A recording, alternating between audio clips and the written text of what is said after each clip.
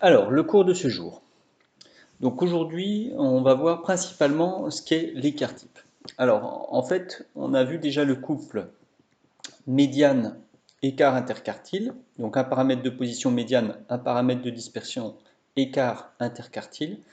Et là, on est en train de voir le couple moyenne écart type. Donc la moyenne, c'est l'indicateur de position. Et on va regarder grâce à l'écart type si les notes sont plutôt dispersées autour de la moyenne ou plutôt resserré autour de la moyenne. Alors pour vous expliquer un petit peu ce qu'est l'écart type, on va prendre un exemple. Donc je vais prendre par exemple quelque chose de très simple, 3 notes, 9, 9, 12. Donc si on calcule la moyenne de ça, ça nous fait une moyenne égale à 10. Et comment on va mesurer la dispersion? Si je vous place donc, les notes sur un axe, donc je vais placer 9, 10, 11, 12. Donc voilà, vous avez deux notes ici qui sont à 9, représentées par les croix, une note qui est à 12, et puis la moyenne, ici, x bar. Donc une façon simple de regarder si ces notes-là sont dispersées par rapport à la moyenne qui vaut 10, c'est de regarder un petit peu les écarts qu'il y a par rapport à 10. Vous voyez, celle-ci, ça fait un écart de 2. Celle-ci, ça fait un écart de 1. Et puis l'écart de 1, en fait, il y a deux fois parce qu'il y a deux notes qui valent 9. Donc j'ai deux écarts qui valent 1, un écart qui vaut 2. Alors, suivant le sens où on fait les écarts, ça pourrait même être moins 1, parce que si je fais 9 moins 10, vous voyez, si je fais les différences comme ça fait moins 1. On retrouvera ça, des signes moins dans les calculs tout à l'heure. Alors pour l'instant, nous on va juste s'intéresser aux écarts, ne tenons pas compte du signe. Vous verrez que tout à l'heure, comme de toute façon on va élever au carré, les signes vont disparaître. Donc si je m'intéresse comme ça à la moyenne de ces écarts, eh bien, donc je fais la moyenne de ces écarts pour voir si en moyenne je suis beaucoup écarté de la moyenne qui vaut 10. Alors le premier écart c'est 1, le deuxième c'est 1, ensuite le troisième c'est 2, donc j'ai 3 écarts, donc ça me fait 4 tiers, et ça c'est environ égal à 1,33. Donc voilà, la moyenne de mes écarts c'est 1,33. Donc on pourrait faire comme ça pour avoir un bon indicateur de dispersion, d'ailleurs c'est un indicateur qui existe, mais celui qu'on va étudier dans ce cours, pour différentes raisons que je ne dévoilerai pas ici, eh bien c'est pas tout à fait celui-ci. On va bien prendre les écarts par rapport à la moyenne, mais en fait on va les élever au carré. Ce qui fait qu'à la place de calculer cette moyenne-là, on va calculer la moyenne des écarts élevés au carré. Donc le premier écart, ça fait 1 au carré, plus 1 au carré, plus 2 au carré. Donc il y a toujours 3 écarts. Et donc j'obtiens 1 plus 1 plus 4 sur 3. Et là, j'obtiens 2. Et une fois qu'on a calculé la moyenne de ces écarts élevés au carré, on va en prendre la racine carrée. Donc ce qu'on va obtenir comme paramètre de dispersion, c'est ça, et ça s'appelle l'écart type noté sigma. C'est un S grec, ça se fait comme ça, sigma.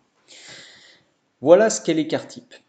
Donc la formule est un peu compliquée pour des raisons que je cache un petit peu ici, mais en fait il faut simplement prendre les écarts par rapport à la moyenne, les élever au carré et en faire la moyenne.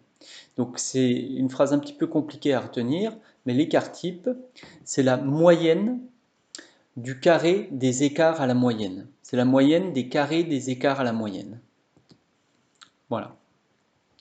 Refaisons un exemple.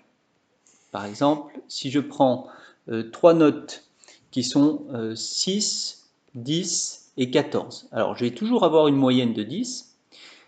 Moyenne, elle est égale à 10. Je pense que vous avez remarqué que ici, je me suis arrangé pour prendre des notes qui étaient moins resserrées autour de 10.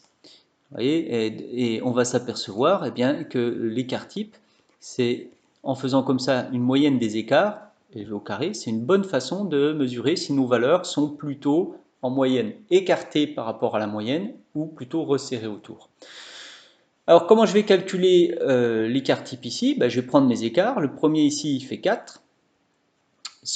Donc le 6 va donner un écart de 4. 10 va donner un écart de 0. et 14 va donner aussi un écart de 4.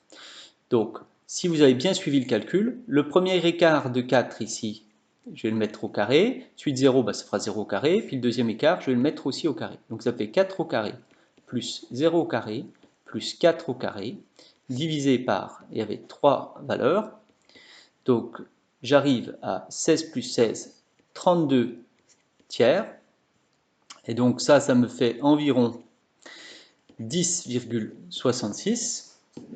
Et donc, tout ce qui me reste à faire pour trouver l'écart type, c'est de prendre la racine carrée de ceci. Donc, racine carrée sigma, dans ce cas-là, ça fait racine environ égale, hein, c'est souvent des valeurs approchées, de 10,66.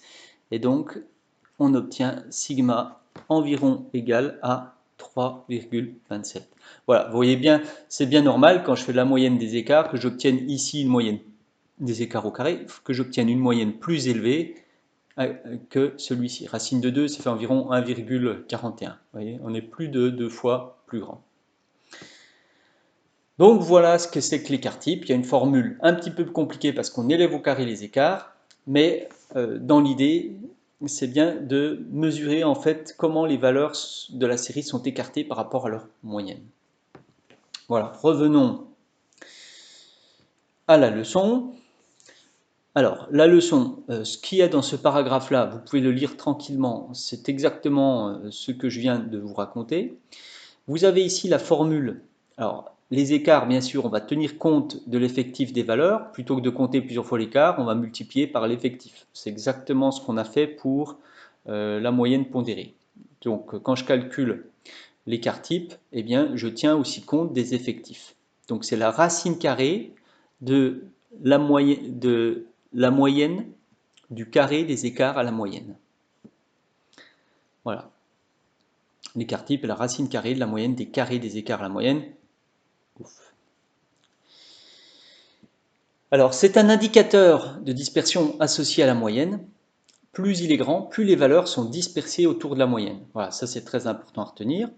Et l'écart type, il tient compte de toutes les valeurs, il tient compte des écarts de toutes les valeurs à la moyenne. Ce qui fait que si vous avez une moyenne, si vous avez une valeur qui est très écartée par rapport à la moyenne, comme en plus on élève au carré, eh bien ça va donner beaucoup de poids à l'écart type. Ça donne beaucoup de poids aux valeurs extrêmes. Alors que l'écart interquartile, bah, vous pouviez avoir des valeurs extrêmes, comme on évacue les 25% de plus petites et les 25% de plus grandes, bah, en fait on s'en fiche un petit peu des valeurs extrêmes quand on calcule l'écart interquartile. Alors, donc les formules, c'est très bien, mais la formule, elle est assez difficile à retenir de toute façon. Ce qu'il faut savoir faire, c'est le faire à la main, comme je vous ai montré dans l'exemple. Donc ici, vous avez la version corrigée. J'espère que vous avez pris la version à remplir. Et donc, je vous demande de le faire à la main, de calculer les écarts. Alors, si on regarde les premiers ici, vous voyez que la moyenne, c'était 11,1. Donc, j'ai calculé l'écart de 2 avec 11,1. J'ai fait 2 moins 11,1. Ça me fait moins 9,1. Donc, ici, il y a un signe moins, mais de toute façon, il n'a pas d'importance parce qu'après, je vais l'élever au carré. Et donc, le moins va sauter. Donc, je vous laisse cacher ça ou remplir votre feuille si vous avez pris le cours à trous. Et à remplir donc les écarts, ensuite les élever au carré et après faire la moyenne de ces écarts élevés au carré. Donc ici, moi je l'ai fait, donc prenez le temps de le faire tranquillement et vous vérifierez ensuite sur ce corrigé-là. Alors au niveau du commentaire, en fait un écart type tout seul ne sert pas à grand chose. C'est surtout quand on a deux séries et qu'on veut comparer les deux séries, comme ici j'ai deux séries de notes, eh bien quand on a une série de notes qui a un écart type plus important, ça veut simplement dire que les notes sont plus dispersées autour de la moyenne dans cette série-là, dans la série de Nathan, que dans la série de Maxime. Donc ils ont quasiment la même moyenne, mais vous voyez la répartition des notes n'est pas la même. C'est ce que je vous ai écrit ici. Une remarque, alors on peut tout à fait calculer l'écart type en utilisant les fréquences au lieu des effectifs, hein. Ça ne pose aucun problème. Si vous avez les fréquences, vous pouvez remplacer les effectifs par les fréquences. Bien sûr, à la place de diviser par le total des effectifs, ça vous fera diviser par le total des fréquences qui vaut 1. La variance, c'est tout simplement l'écart type au carré. Donc